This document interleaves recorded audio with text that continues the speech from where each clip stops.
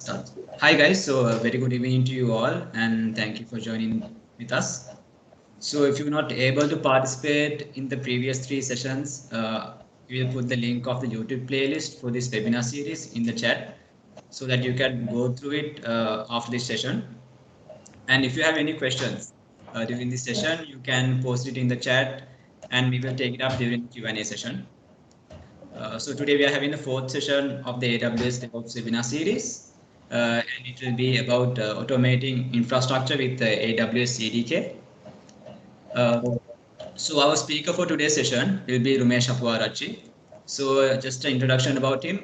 He's an AWS certified solutions architect and a senior technical lead at 99x, with over around 6 years of experience in the industry with exposure in AWS serverless, CDK, and DevOps services. He's also a co-organizer of AWS User Group Colombo and an AWS Community Builder. So I would like to invite him to continue the session. All right. Thank you, Vihan. How's everyone doing today? Hope everyone is having a wonderful afternoon. Okay, let me share my screen. And please let me know when you can see it. I'll also go into the presenter mode. Guys, can you see the screen? If so, please just put a thumbs up in the chat. Yes, we can see the screen. Awesome. All right. So we are going to talk about automating infrastructure with AWS CDK. So before that, let's talk a bit about how we get to infrastructure automation. So even before cloud, people were developing applications, and most of the times these were like deployed on physical servers.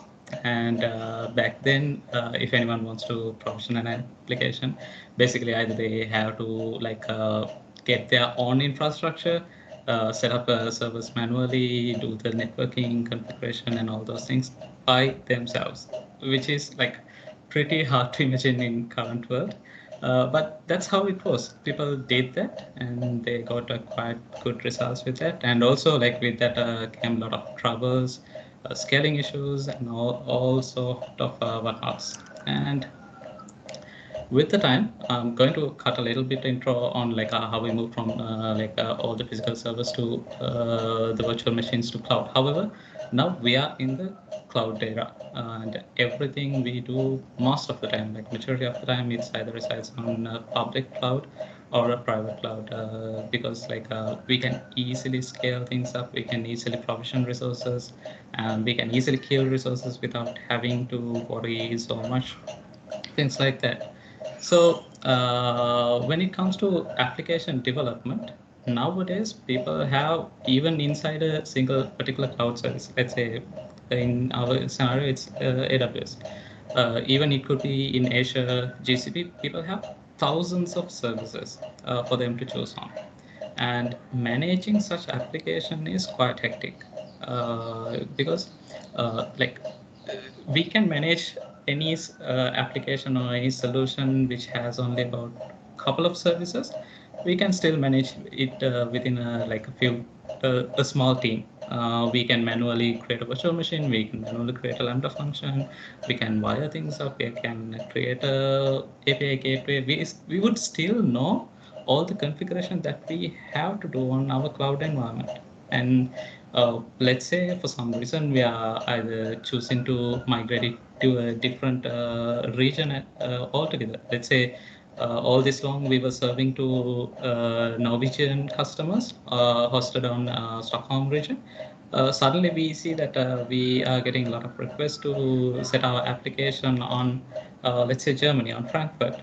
We can easily replicate all the infrastructure that we built because it's currently a small application.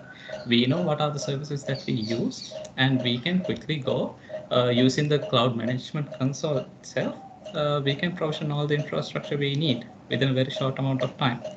But what would happen when the number of services go up or the complexity of our application goes up? Because nowadays, as I mentioned earlier, there are loads of services that we can choose, and still we can build a very complex application, and things will become hard to keep remember.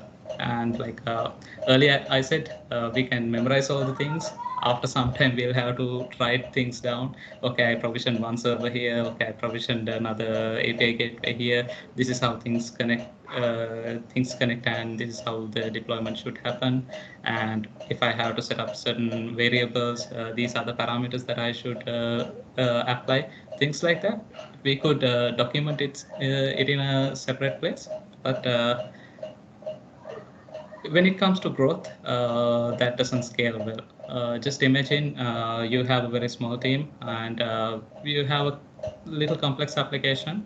Uh, all of a sudden, your team member who's responsible for creating all this environment decides to leave the team. What would happen there?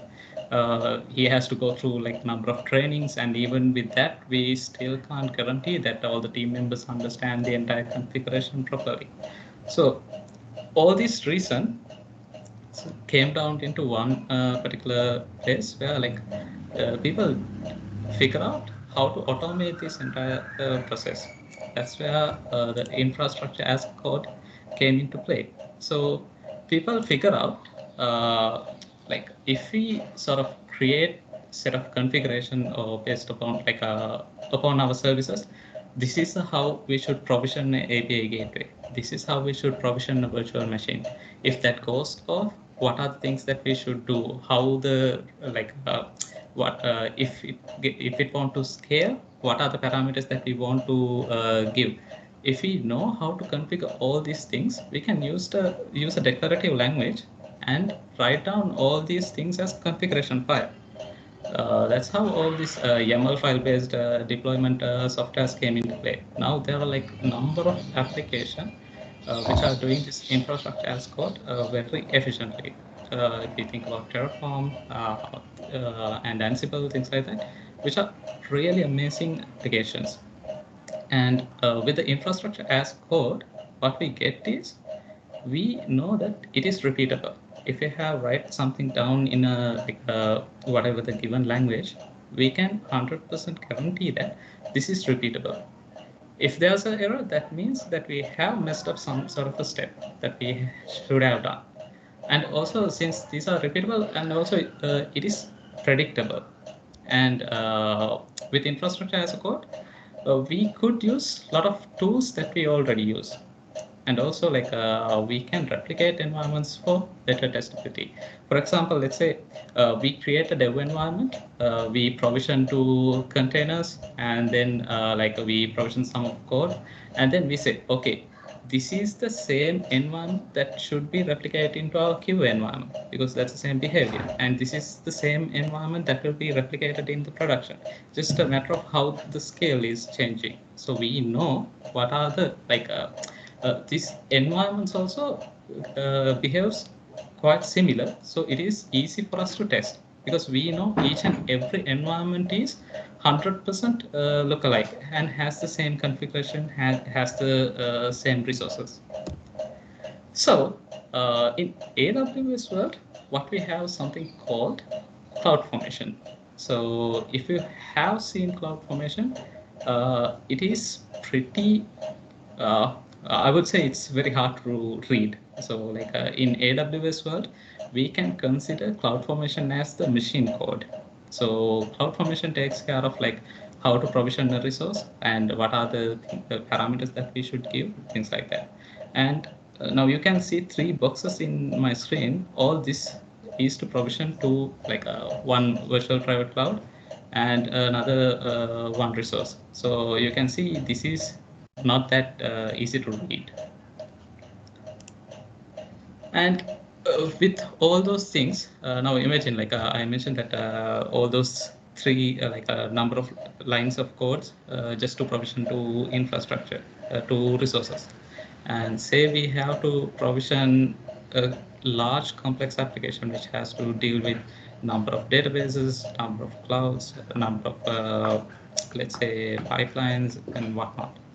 And it would become a nightmare to manage all these things. And that's why AWS decided to build the cloud development kit. So the rationale behind CDK is the engineers love coding. So you know that like if you are an engineer, you enjoy coding things rather than like creating manually and worrying about all this infrastructure. And if you are a programmer, you have your superpower with all the tools that you know already.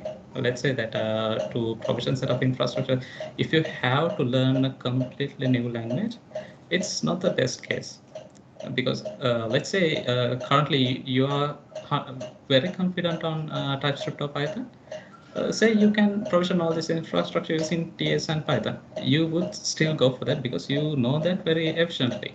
And let's say you have to learn a completely new language, it would slow down the entire process.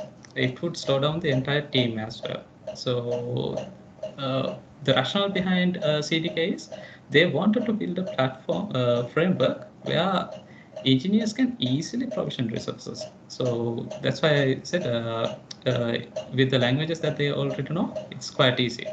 And with double OP languages, Java or TypeScript, we know our program models and we know how to modularize things. We know our tools, we know our workflows, and better yet, we know how to do a set of abstraction, set of like extracting things and create libraries, and based on logics, provision different set of infrastructure. All these things are comes with the programming languages. So let's say if you have to implement abstraction in a like a machine code, it would be quite complicated. But with a TypeScript or Python kind of a language, it's very easy to do create libraries and abstractions. So that's the power we get with CDK. And this is the same in set of resources that I mentioned earlier, that the screen I showed you where like a large number of lines with CloudFormation. This is the same thing written in CDK. See, now we can easily read. This says new S3 bucket with some parameters, and it says version true, and we should give a bucket name and removal policy, and should we delete objects automatically, and then another virtual private out VPC. So this is the same thing that we saw earlier, but here in this case it is quite easy to read, and with the TypeScript and all the toolings, we also get autocomplete, better documentation, and all those things. So that's the power of CDK, because it provides you a tool set which you are already familiar with. All you have to do is refer the documentation and get familiar with how the what are the constructs that it offers. So let's see how a CDK application consists with.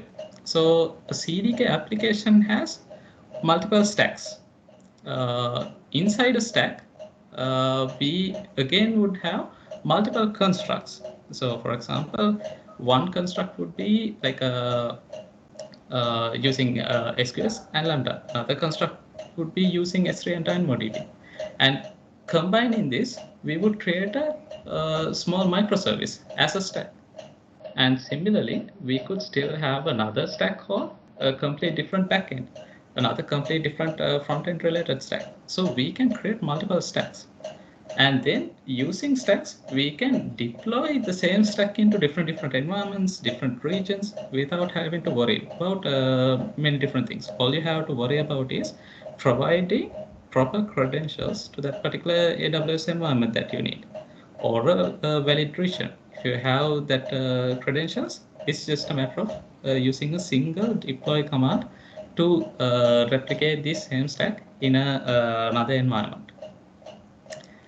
So from code, how does it go to cloud? So like what does it do with CDK?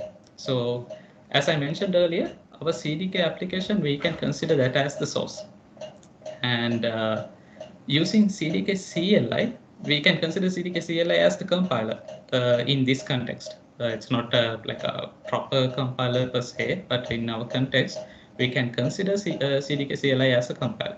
It will generate the CloudFormation template. So in AWS world, what we have is CloudFormation template to declare all these resources. So CDK CLI will take our infrastructure project and create a complete CloudFormation template according to that. So we can consider that CF template as the assembly language for AWS Cloud.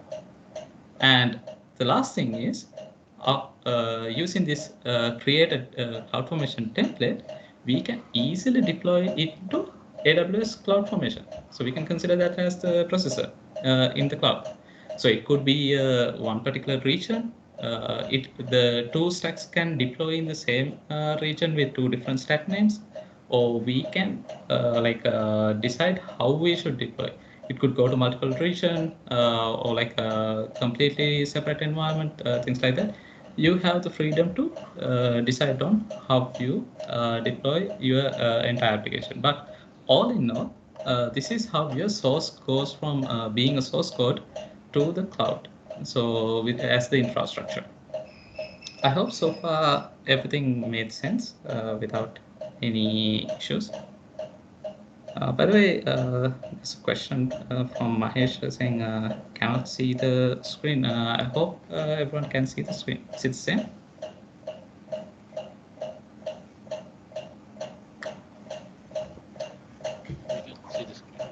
Yeah, we can see the screen. Okay. Awesome. Right. Now let's look at what are the main components of AWS CDK. So AWS CDK consists of three main parts. Number one is the core framework. So inside the framework, we have app, we have stacks, we have resources. We'll come to app, stacks, and resources later. Just think of it as the core framework. And then we have something called AWS construct library. I will explain that also in a later slide. And finally, we have the CLI. So CLI is our superpower. So that's our main weapon we have in our hand.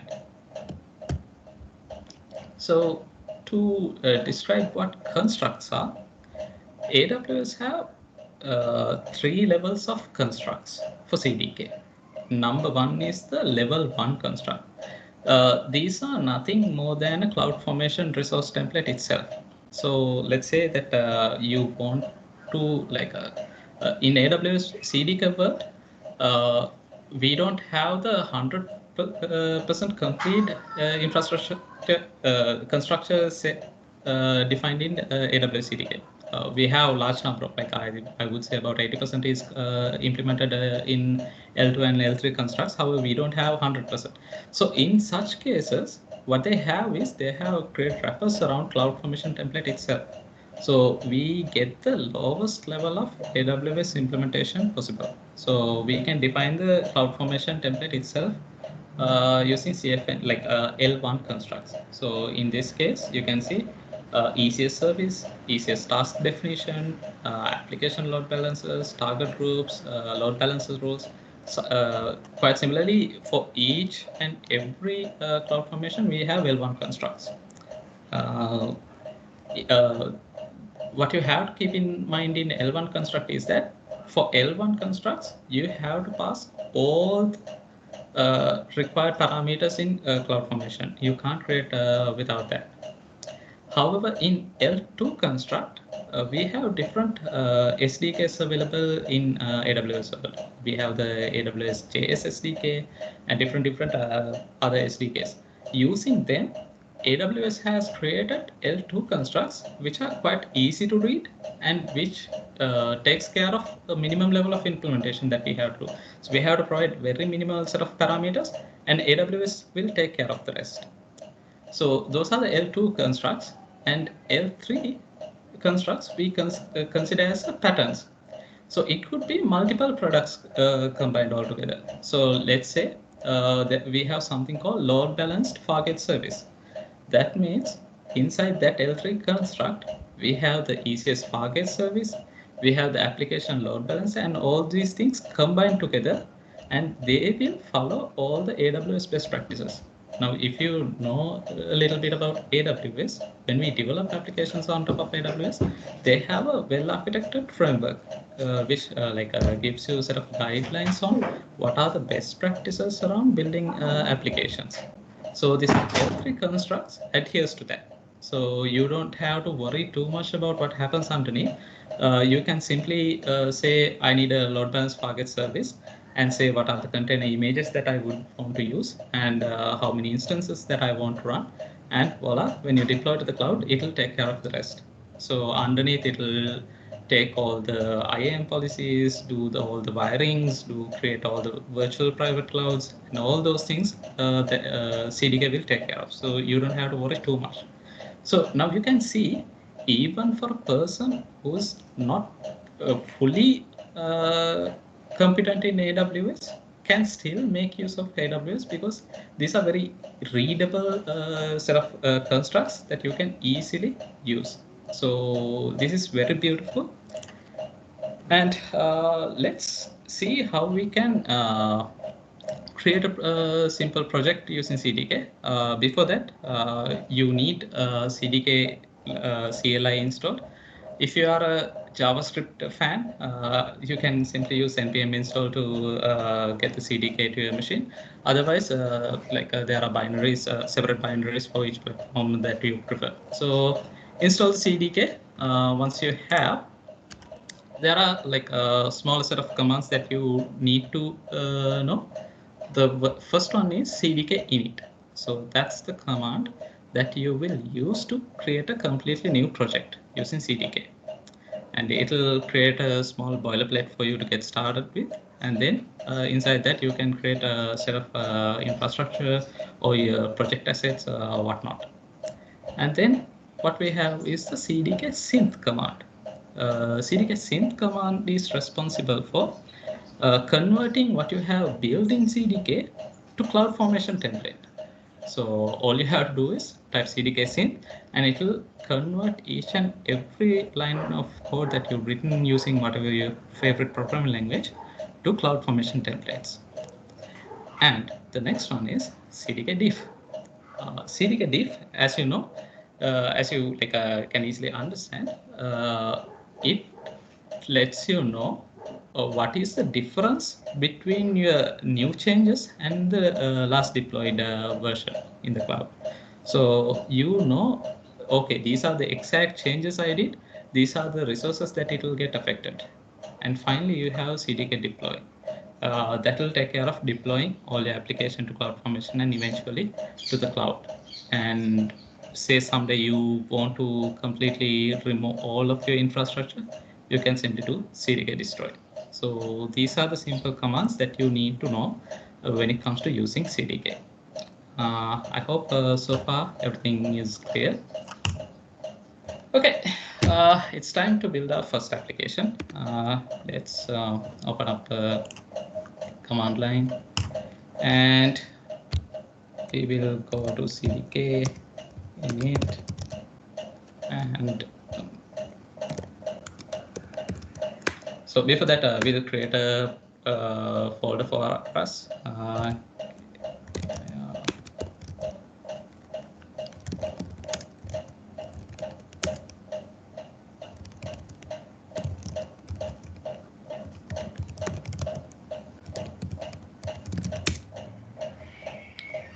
So you can see it is creating and installing number of packages for us.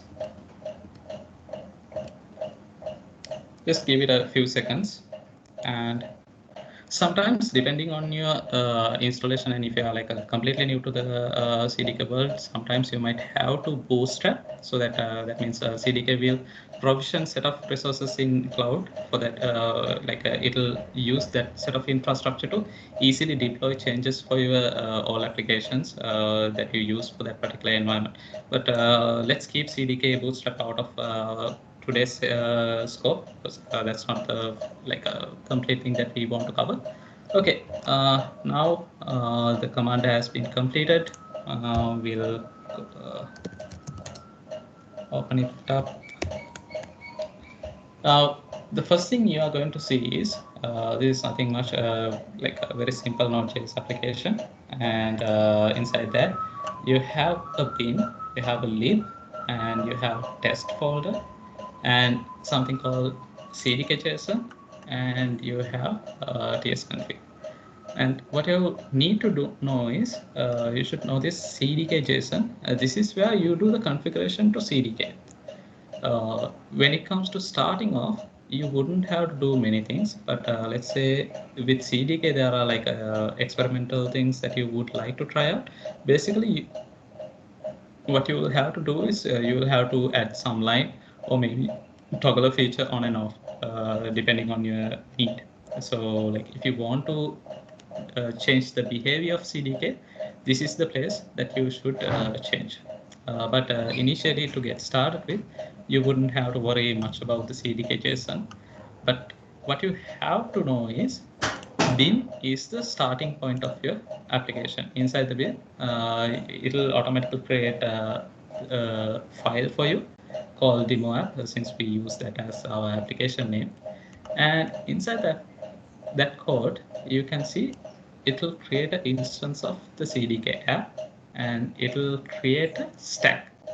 And there are like a couple of parameters. Don't worry too much about that. You will get the hang of it, everything in the later stage. So after that, so basically this is the place inside the bin is the place where you create all these stacks.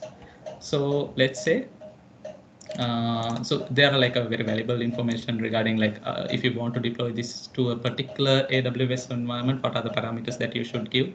For example, if we give this env parameter inside the third object, you can mention this is the particular AWS account I need to be deployed on. This is the particular region that I want to deploy on, things like that. But for now, we'll simply ignore this configuration object.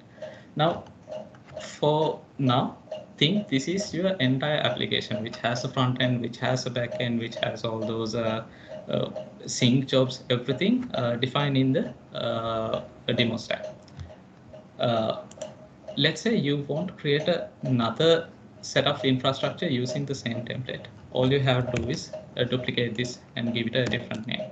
And say you want to deploy it to another region, you have to give a configuration update.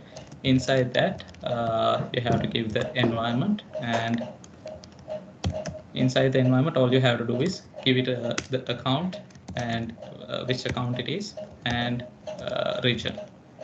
So you can see like with autocomplete, all the suggestion also you get. So that's quite handy with AWS CDK. So this is how you do like multiple instances of your stack.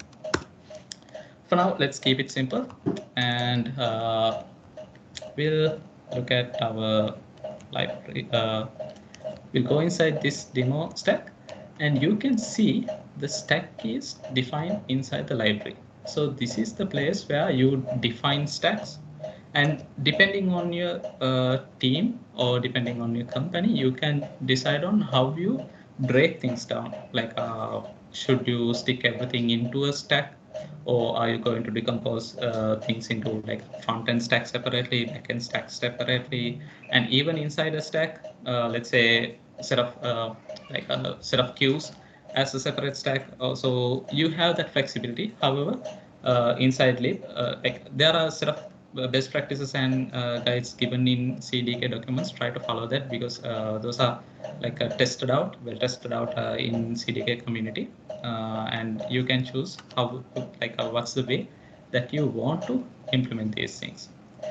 Okay, now we came to the lib, and inside the test we have sort of like a very simple just testing. I will come to testing in the last bits of this presentation. So far, we don't have any infrastructure mentioned in our stack. So for this demonstration, let's say we want to provision a Lambda function which get triggered by a AWS API gateway. So the first thing that we are going to see is how to create a Lambda function inside our CDK project. to do that, all you have to do is you have to go to CDK documentation, CDK construct, and find the AWS Lambda module. Let's say you want to find things about a complete new one. You have all the constructs mentioned here. Let's say you want DynamoDB. You go to the DynamoDB and go to the overview, and it will say what are the packages that you want to install. So if you are a TypeScript fan, this is the module that you need to install. If you are a Python guy, this is the like a package you want to mention in the requirements. If you are a .NET guy, this is the module. So, and then they will describe like every single line. So this is one of the best documentations I have seen so far. Like out of all the documentation, for each module, they have a very thorough document mentioning each and every parameter with like a proper set of examples. This is very handy. So if you want to try something out, just copy the code itself, do some modifications, and it will work. So I have personally tried out most of the things which are coming in here. It's very handy tool, this documentation. So for now, we'll go back to Lambda. And this AWS Lambda, what we need to do is to create a function. All we have to do is give new function and then function name, function runtime, and where we should find this handler, and from where we should get the code. That means we can have the same function code inside our code project.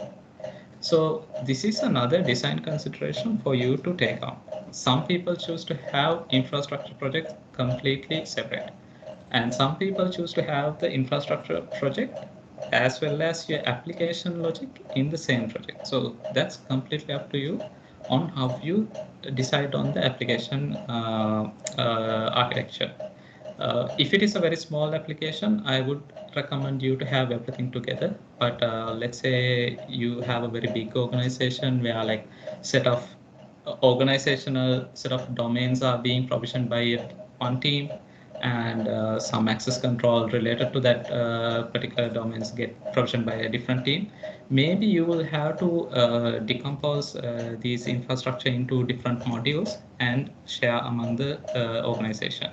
So that's up to you to decide on how to like decompose these things. However, for this demonstration, we will try to have all the application logic inside our application. So I will take this Lambda function to our application. But before that, we'll see we need a API gateway to trigger this Lambda function. So let's see what we have for API gateway. If you scroll up, we have API gateway and we have the latest version.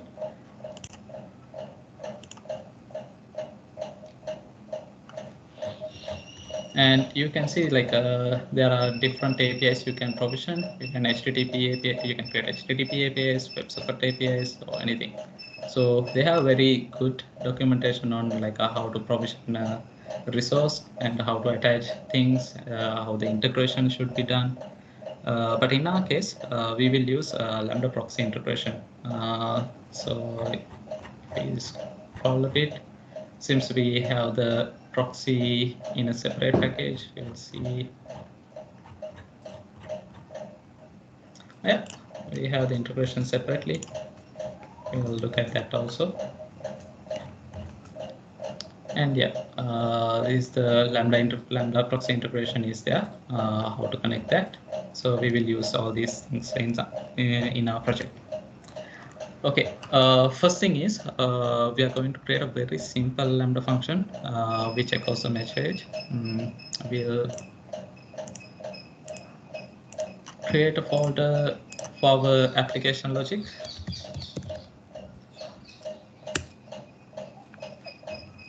And inside that, we will create a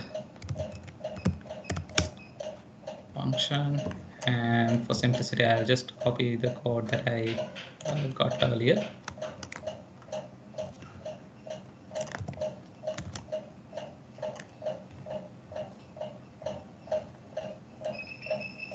Sorry, not this one. I need the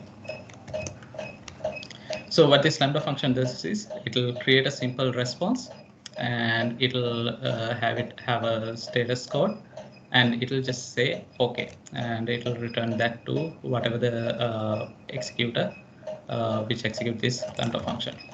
The next thing is we will have to come back to our stack, and then we have to define what are the infrastructure that we are going to provision here.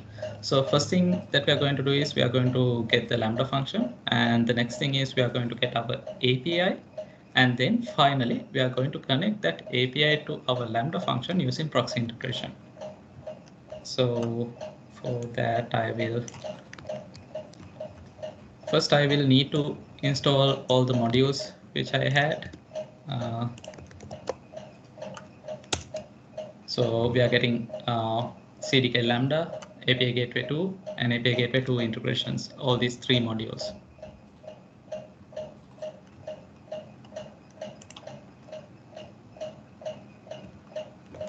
While that installs, I will just complete the function.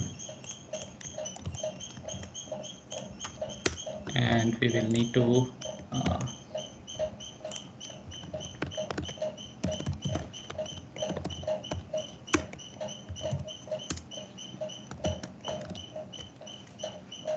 we need the next thing as API Gateway.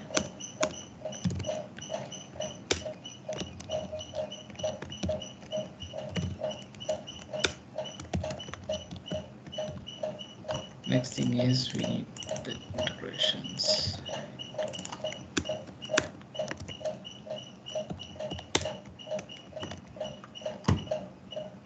Let's see if we have all the plugins. Those are installed. So what we are going to do here, if you look at the code, it will take, we'll change the folder name. So it will take our code files from this Lambda folder, and it will look for the handler function inside the index file. And you can give some environment variables if you need, but for this example, we don't need that. So that's how you create a simple Lambda function. And if you, when you create your API, simply you can use the API Gateway module and get the HTTP API, give it a name, and then you can give what's the integration type that you want to use, and then you can decide like what's the handler that you want to execute when someone executes this API Gateway. And finally, we will output our HTTP API URL. So we'll save this and we'll see if we are lucky right now. So always demo cursors are there.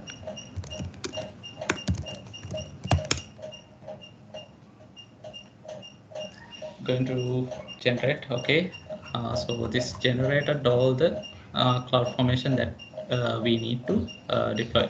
So you can see all we did was create a file which has about 30 lines of code with our application code.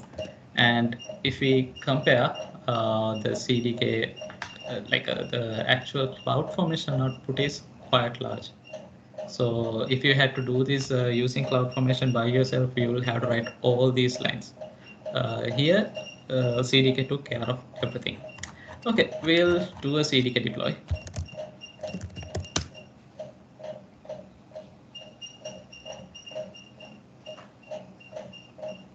And it will show us what are the changes, like what are the IAM changes that they are going to do, what are the policy changes and infrastructure changes that it's going to do. So we can accept these changes and let it do its magic. So what it does is it will create the CloudFormation change set and upload that to AWS, and AWS CloudFormation will execute the template. So you can see the output here. So currently it says CloudFormation stack is being created. We'll try to go to CloudFormation and see. Now you can see our demo app stack is being created.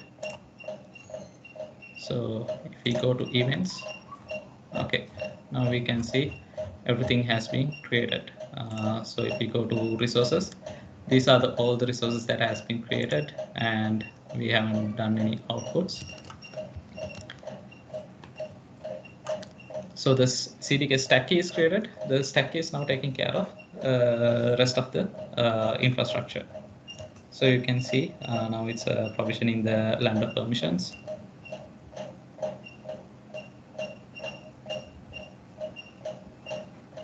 Okay, finally, in our code, we ask it to give us the output. So we have our output. We click on the link. Okay, we have internal server. However, this means that the request went to the Lambda function, and inside the Lambda function, we have made some silly mistake. Quite possibly, it should be a variable or some sort of thing, because I copied the code. So that's why I said demo calls is always there. However, that means we provision the API gateway, we provision the Lambda function, and we connected our Lambda function to API gateway. Simply, I will open up the Lambda console and API gateway.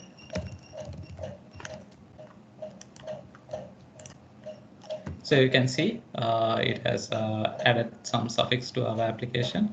The function is there, and the API gateway will go to the resource.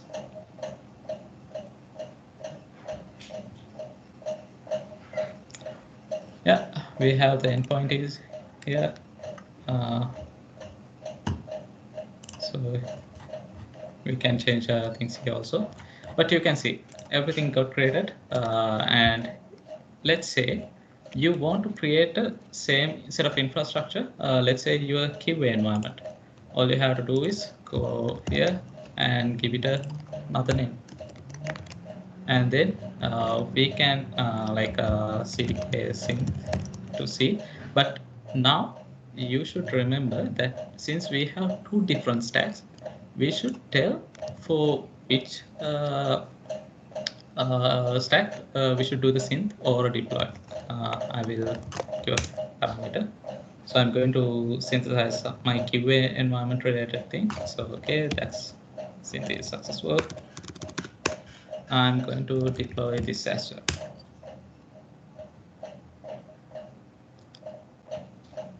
So it will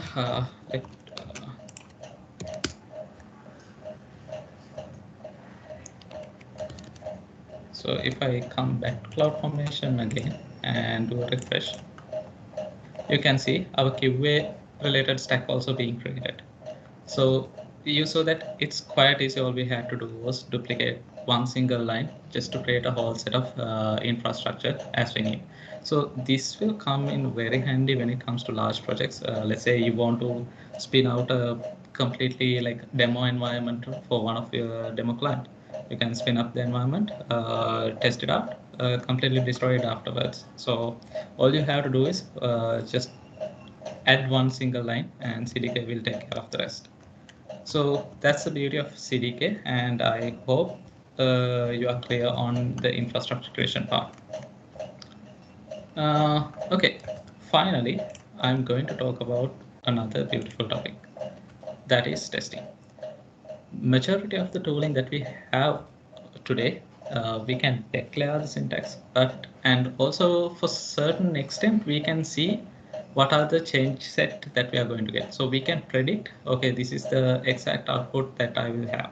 But what about the testing? If you have a YAML-based infrastructure provisioning framework, testing would be quite hard, almost impossible. I'm not going to say it's impossible. There are ways that you can test, but still it's going to be very hard. But with CDK, you saw that everything became encapsulated within our language constructs. So we know TypeScript, and within TypeScript, we can use any assertion library that we want to test our application. And in CDK world also, there's no different. We can use whatever testing framework that we want to use, and use the assertions provided by CDK to check the environments that we resources that we have. So we can easily do snapshot testing. We can do fine-grained assertion, and we can validate our stacks. So the beauty comes with this is if your application is quite large and you want to, let's say, secure everything. Let's say you are building a multi-tenant application, and depending on your tenancy, you need to make sure that certain set of tenants have access to read certain resources. Let's say some DynamoDB tables, but some set of tenants with their tenancy level, they don't get to read or write for that particular tables or any. Maybe we can even go down into raw levels at raw level security. We can write unit tests to measure that. So I will show you a sample code which I got from the CDK projects itself.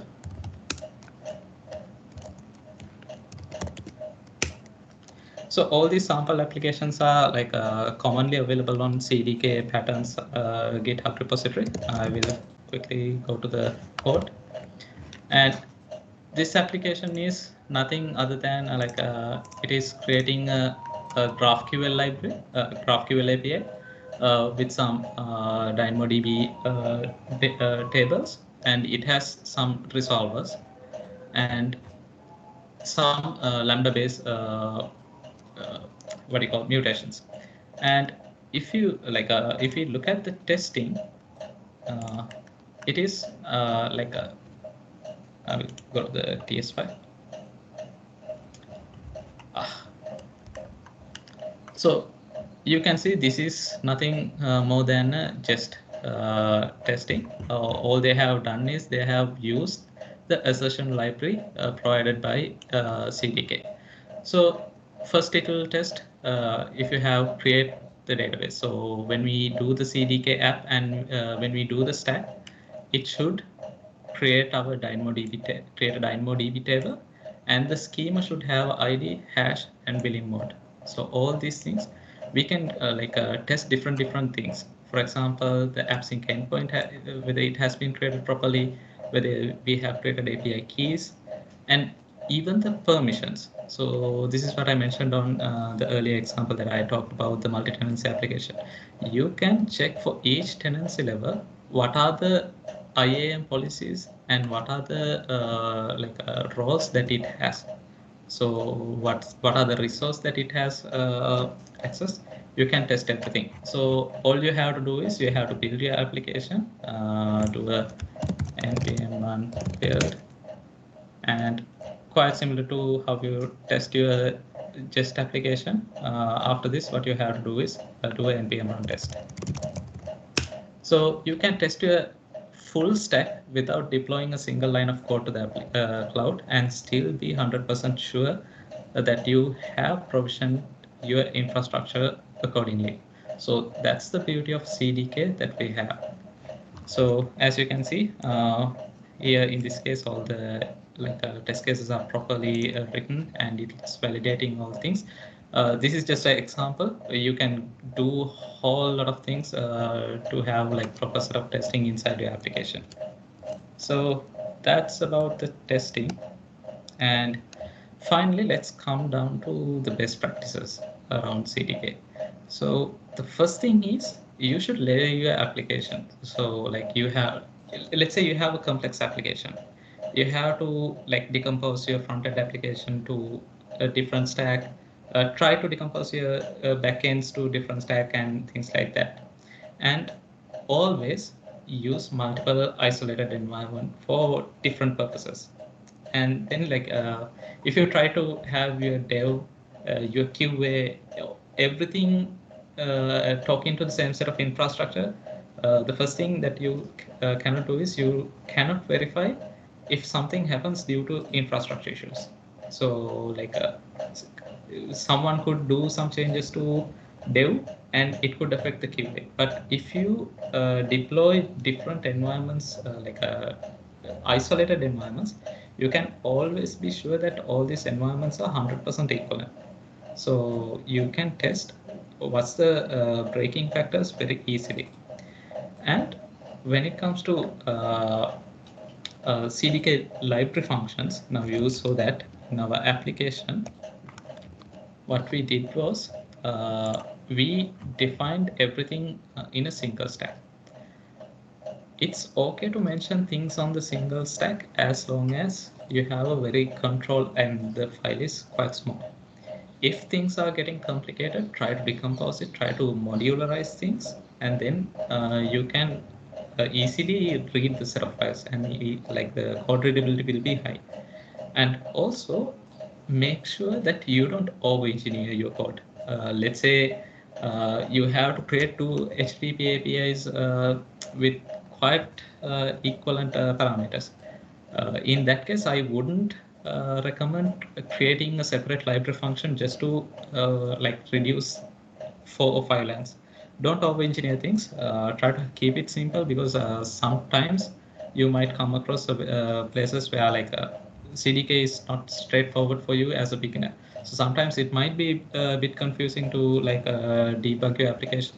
So don't over-engineer things. Keep everything simple and try to follow dry, but don't overdo it. Don't overdo dry as well.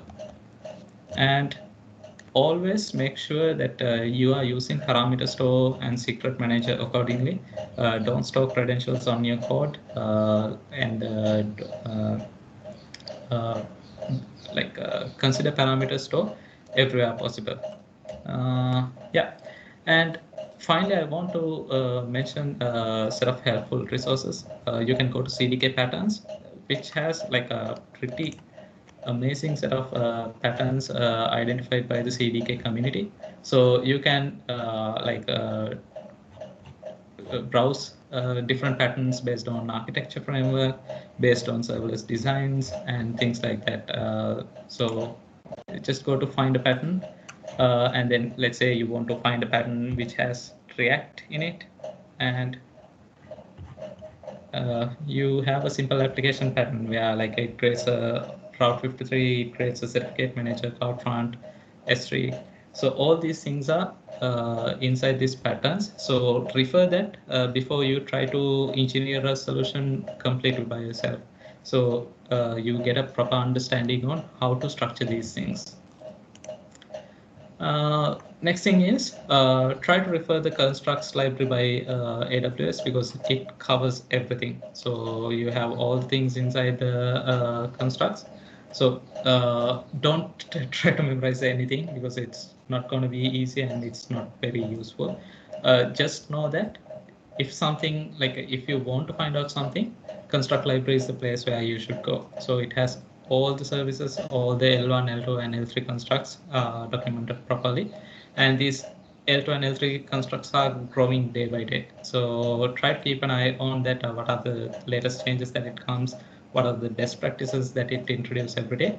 And you will be fine. So I think we are running a little bit of time, but hope I covered everything. If you want to reach out to me, just I'm available on all the medias under RHROMSH. And if you want to drop me an email, just straightly shoot it to rumesh@99x.io. I'll be happy to help with all the queries that you have. Okay, that's pretty much it I have to cover today. And if you have any questions that I can answer, I would be love to help you out.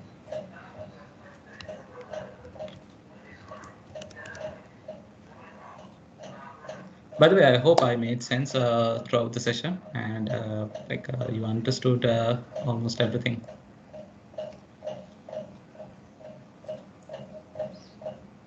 I think there's one question in the chat. Yeah, any learning material for free? Around CDK, almost everything is freely available. The first thing I would recommend is go to the CDK patterns and look at all the deployment patterns, and then when you go to a code, they describe everything line by line, so you can easily read things through. And the CDK getting started guide is quite it's very beginner friendly. It gives you again command by command execution on how to set up the environment, how to install these packages and everything. So once you are done with both this getting started guide, and once you're familiarized with the patterns, I think you can simply put everything together.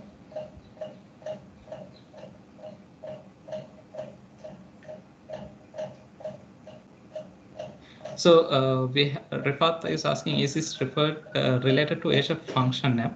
Rifat, I'm not the best person to answer about Azure. However, Azure also have I think Azure Resource Manager. I'm not 100% sure. They also have quite equivalent to CloudFormation. However, from Azure world, I haven't heard anything on like CDK equivalent. So in Azure world, you have Azure functions, and that's quite like it's almost equivalent to what we have as Lambda function. So that's the example that I showed you today. And using CDK, it's not only the Lambda functions related things that you can do. You can provision virtual machines, you can provision networks, databases, even machine learning models, everything. So using CDK, you can do almost everything you can do in the AWS console. Only thing, only problem that I see is currently CDK supports only AWS.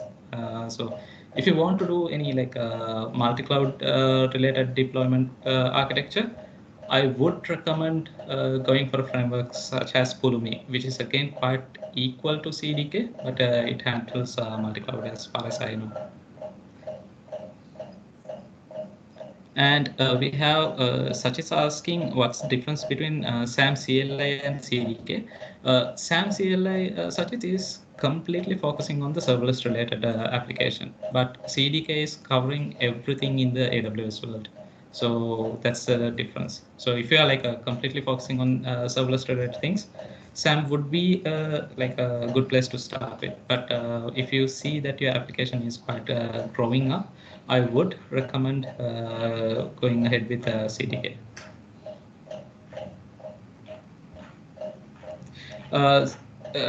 Niranjit is asking CDK, the CDK support app flows and event bridge. I am not sure about the app flows, but I am confident that it supports event bridge. It should support at least the level 1 construct should be available. However, I think L2 constructs also should be available. Let's just give it a quick search.